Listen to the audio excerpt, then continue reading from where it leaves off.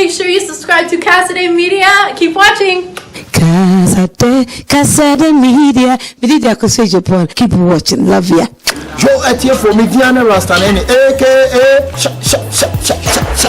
Sametnas Namina Bianca, the Kasade Media. Share your YouTube, subscribe, let's share my uncle Kasade Media. Hello, everybody. My name is Effah, ministering to God's children. Keep watching Kasade Media. Don't touch that dial. Peace.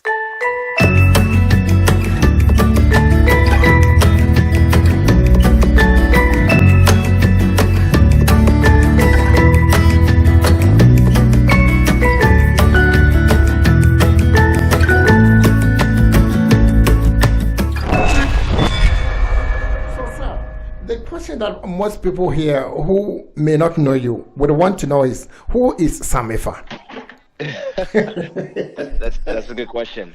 So, I mean, I consider myself a Canadian, born in Calgary, Alberta, and born to two parents of Ghanaian descent. And I basically lived in Calgary my whole life. I went to high school, junior high, elementary school, all in Calgary. Went to the University of Calgary, and I took a Bachelor of Commerce in school, so like a business degree. And my whole journey really started when I decided, instead of just, focusing, solely on just education and my business degree, I said to myself, I wanted to be more than an athlete, and I wanted to try something. So I had a lot of energy. So I jumped on to the track team. And essentially, while I was doing my degree, I ran track, and everything kept just kind of getting better from there. I got some scholarships. I finished my degree, and then I went on to compete on the world stage. And here we are now. I'm training for the Olympics. And on the way there, I got onto the Amazing Race Canada, and I've been mentoring, and I've been just connecting with Ghanaians, not only within Calgary, but abroad. So I got a lot of good friends, and I want to do some good work back in Ghana and for the Ghanaians back in Calgary as well. That's nice. It seems like you have quite an eclectic background. What motivated you to get into, this, commerce? Apart the disciplines, why choose, commerce? A big thing, I mean, we know the Ghanaian mentality. The parents always push for the education. So first off, it came from my parents, both my mom and my dad. I mean, they came here to Canada, and I saw how hard they worked and how much they wanted us to be successful. So first off, it was for them.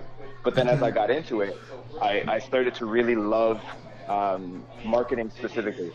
So I love marketing. I love what they call sponsorship. So you create value for companies, and you create value for the clients that work for those companies. So being able to work between, that has been really great. And ever since, that's my passion now. I want to be able to not only, make a little bit of money, but at the same time, I want to make tangible, positive changes in all communities. So those were kind of the factors that pushed me towards the commerce degree and marketing and sponsorship and that business side. Wow, when I was, growing up, in school, I also played, some sports, and our sports master always had something that he instilled in us, and he said, sports and academic work seldom combines in a man, but where they both do, that's the most dangerous person to be feared.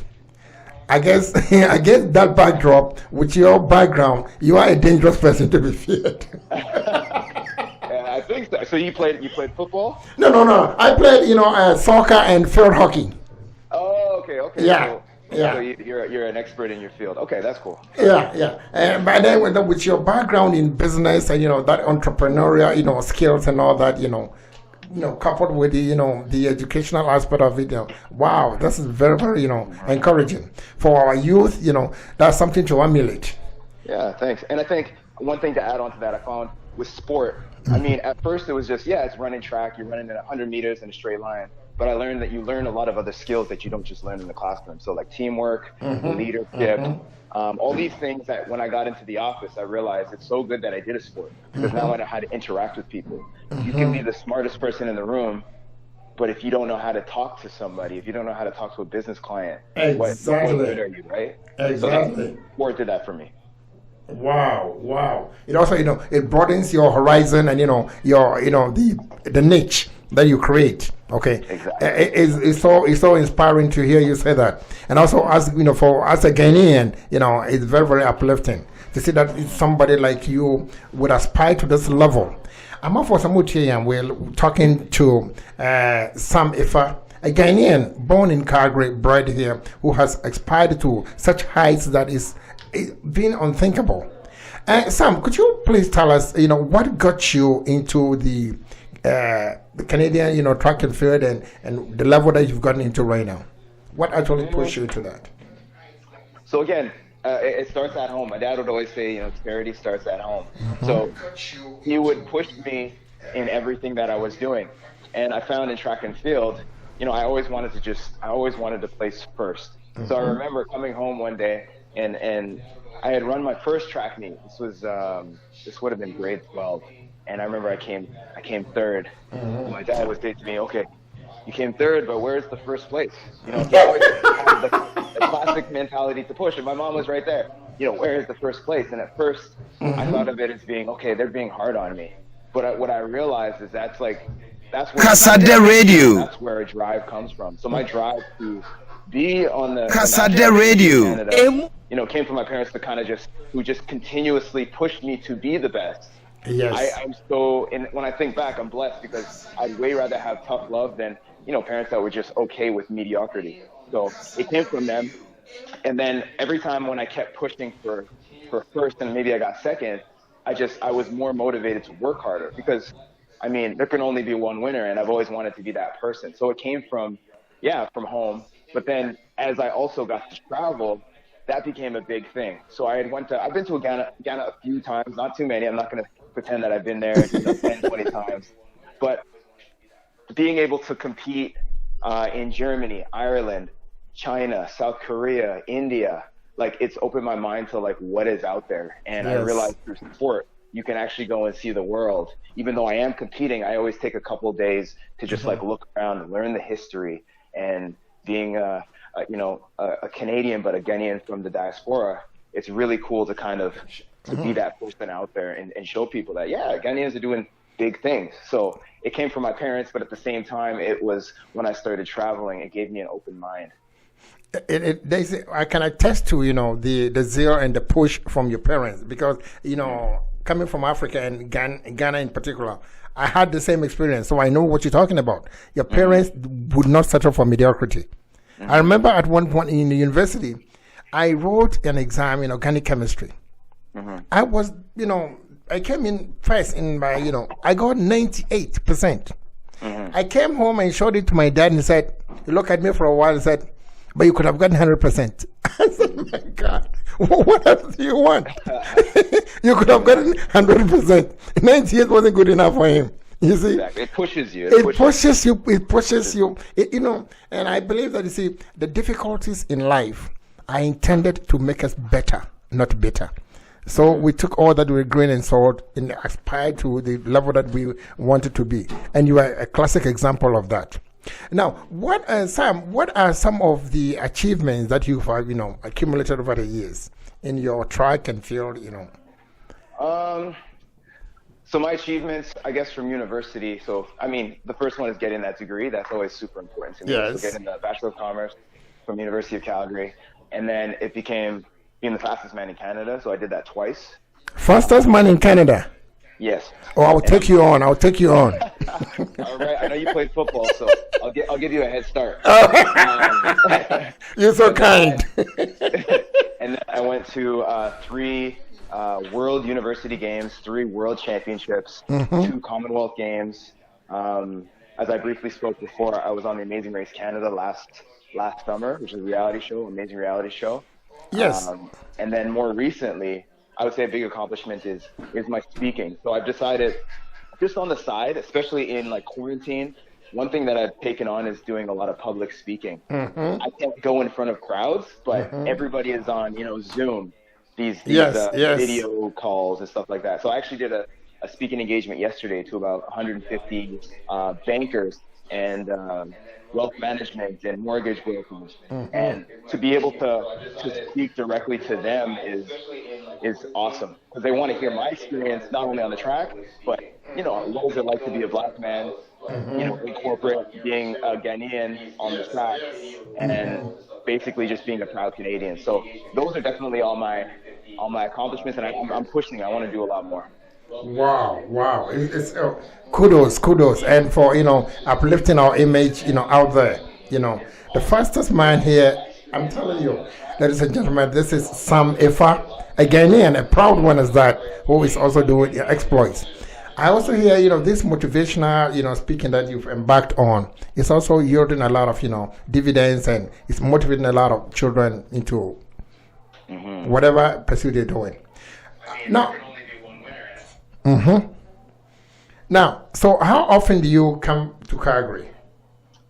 So I'm back and forth between Calgary and Toronto. So right now I'm actually in Toronto, but I spent from September to October to about March. But when the pandemic hit, I actually ended up coming back to Toronto. So it's about half of the year. So I'm half and half. Okay. Because I've been trying to get hold of you to do a live interview so we can sit them. And anytime I ask your parents, they say, "Oh, he's in Toronto. He's in Toronto." I said, "When is this guy coming home?" Hey, well, you got my number now. I know. I started my business, so any sort of request I'm always open to, and I want to be able to. I know you spoke on inspiring the youth and things like that. One thing I love to speak on and kind of inspire is also the Ghanaian culture. I was reading up about, what's the name? Asantewa.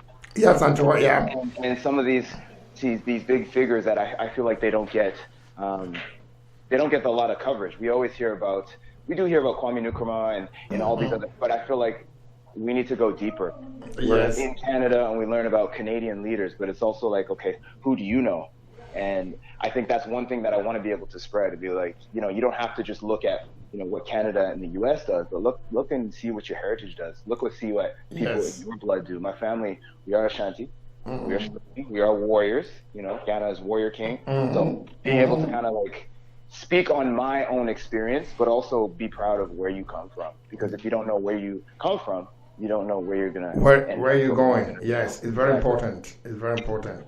It's nice here. And we have Asabia is on the line watching us. People from the Canada Africa Educational Foundation are also watching us. Brother Tony is also watching us. Please, when you come, also share with your friends. Sam, tell us, what kind of legacy do you want to leave behind? I mean, legacy is a pretty deep word. I think the thing is, I want to be remembered as somebody who represents the community, somebody who represents the culture. I want to be somebody who is more than, just an athlete. That's a big thing for me.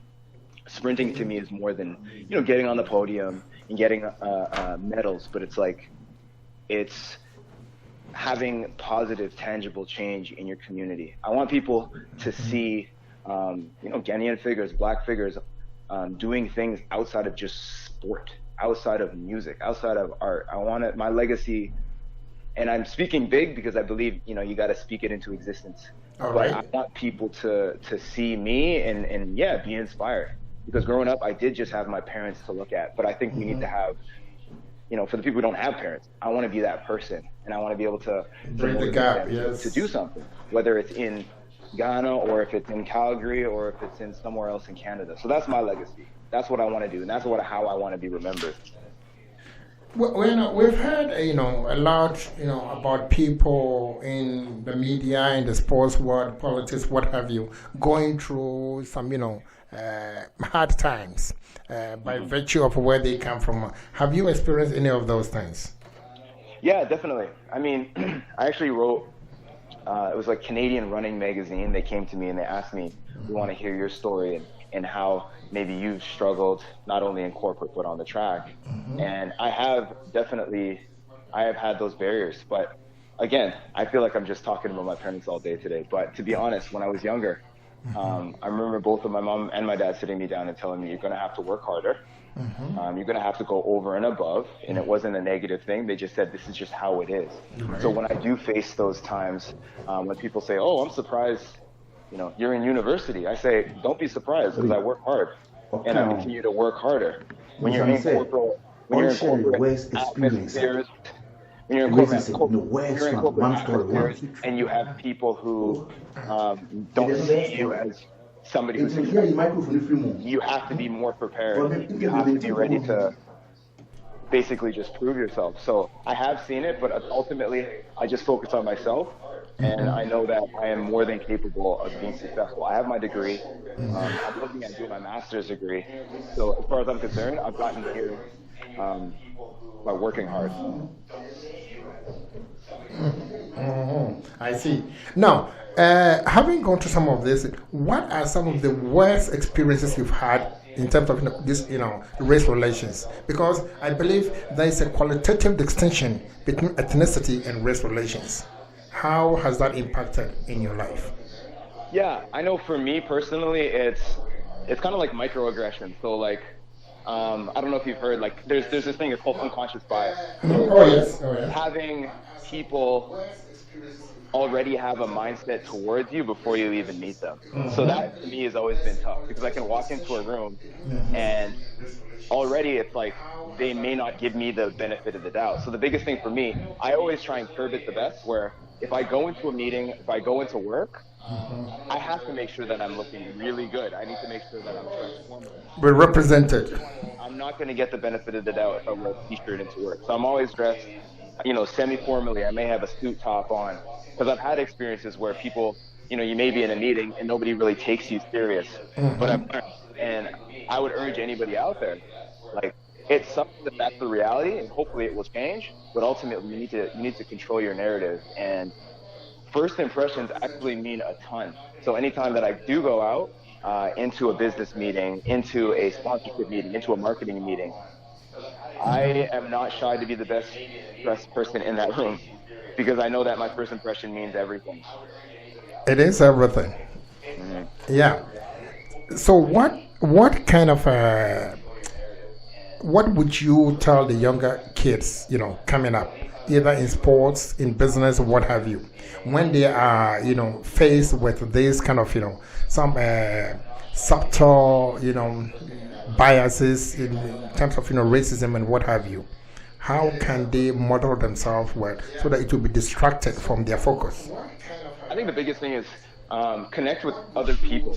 And it sounds super basic, but when I moved here, I'm in Toronto right now. When I moved to Toronto, the very first thing I did was I connected with people who look like me, who talk like me, but who were at a level that were significantly more successful than me. So senior managers who were black, senior managers that were Ghanaian.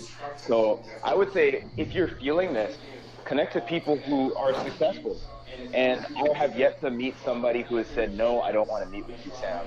But I took it to another level. Here in Toronto, they have this organization. It's called the Canadian Association of Urban Financial Professionals. So essentially, it's diverse professionals, black, West African, Caribbean, all of Africa, actually. And I've connected with this group. So anytime I do have these troubles in my workplace or on the track, I will go to these individuals who are directors, senior executives, and I'll get advice for them. So that for the youth that are listening, don't feel like you're alone in this. Reach out to people who are doing exactly what you want to do. So if you're saying, I want to be the president of this organization, okay, reach out to people who are not only presidents of their organization or people who are just senior in their organizations. If it's Calgary, reach out to the Ghanaian Association. These are all successful people and people who are motivated. Reach out to them. Don't do it on your own. And I can even put myself out there. If you want to reach out to me, feel free to reach out to me. Next week, I'm reaching out. I'm actually having a conversation with a couple, some youth in Calgary who wanted to know my journey. So just put yourself out there. Don't do it on your own. I'm for your name, Sam Effah. We've been talking to him for some time now. And Sam, somebody wants to know, are you married? Somebody wants to know. Who wants to know if I'm married? Information is a free service, but we'll do that behind the scenes. That's so funny. So I'm not married, but I do have an amazing girlfriend who has supported me through all this. She's here in Toronto. This is who I'm actually here through quarantine with. So I'm not married yet. Sam, you just broke somebody's heart right now. So but I thought I would let you know. All right, for somebody. I'm sorry for somebody. There's lots of Ghanaian men out there. We're strong Ashanti men. So. Wonderful. If you're joining us for this time, we've been talking to Sam Effah, a Ghanaian and a Canadian Olympian who has done so well in the community within Canada and outside Canada. And he's here on the phone with us, today, discussing a few things about his personal life and the social media, this racism and all that. And he's so generous, giving us his impressions and his views on these things. Sam, so what is the next step after this, COVID-19? Where do you think we're heading?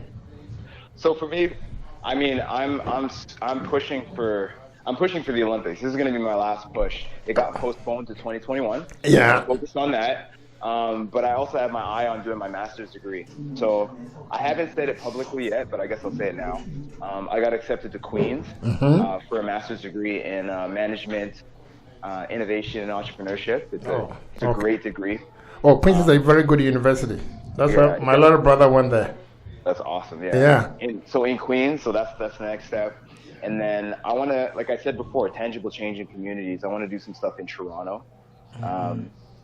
Where I was training, there was a lot of youth, a lot of Ghanaians actually, who kind of needed that, not only mentorship, but just they needed somebody to kind of tell them that they can be successful. So being able to create a program strategically from top to bottom, that's my biggest thing. Wonderful. I've done a lot of work with different organizations. Wow. And I find sometimes when you're working with organizations, you don't always see, you donate $100 and maybe $10 goes to the actual people who need it. So I want to be able to have my own organization where I control how much money is actually going to these youth, to these people. So being able to do that here within Toronto, and then, on a larger scale, 10 years out, 15 years out, I would love to do this back in Ghana. But I think number one, you gotta make sure you do it right here at home in Canada, and then kind of extend from there, because I think that's... Then you export it back to Ghana. Wonderful. Exactly. Yes, exactly. yes.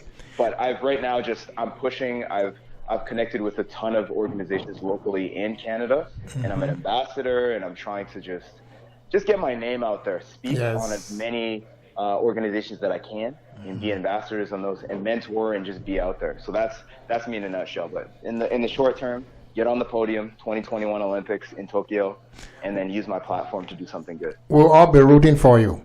Now, if somebody wants to, engage your services here, how would they get in touch with you? Do you have any social platform or any website or numbers that they can get a hold of you at?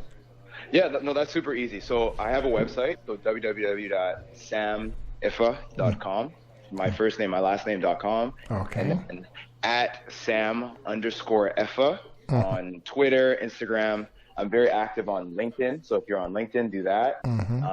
But it's super easy, and I'm always welcome to talk to anybody. So feel free to always reach out. So the website, Instagram, Twitter, at Sam_Effah in some capacity, and you'll find me. So yeah, we're streaming this live, on the social media. We're on Facebook, and it will be on YouTube as well. Sam, okay, before we end, what are your let's say your few words that you can, let's say 2 minutes or few words that you can leave with us, very impactful, for the community?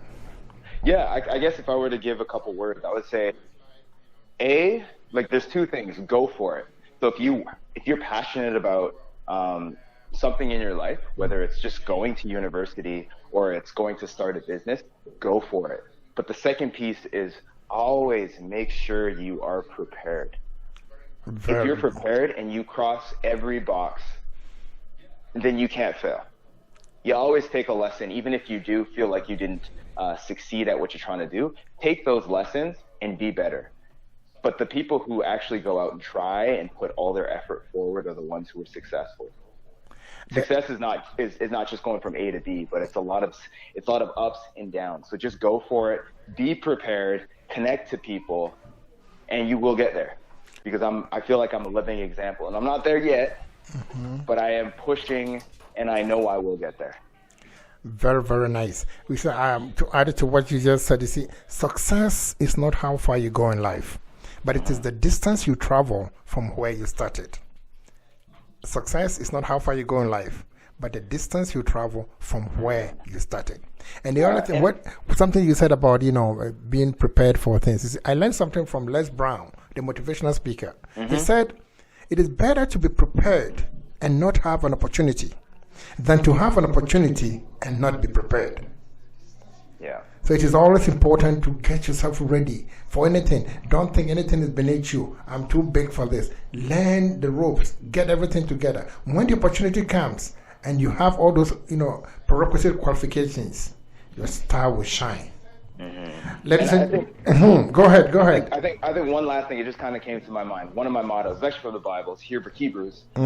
Faith means being sure of things you hope for, even though seeing, even though what you see is not real. So basically, it's like you have to believe that what you're going to achieve is going to happen.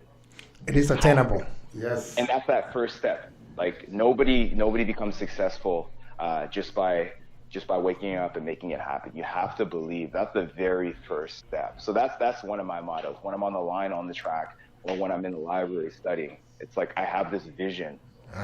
Nobody starts successful. Yes, and you can't be a good swimmer on dry land. Exactly. Yes, ladies and gentlemen, wherever you are all over the world, it's been a pleasure talking to our posse, our own, Ghanaian Canadian here, speaking from Toronto.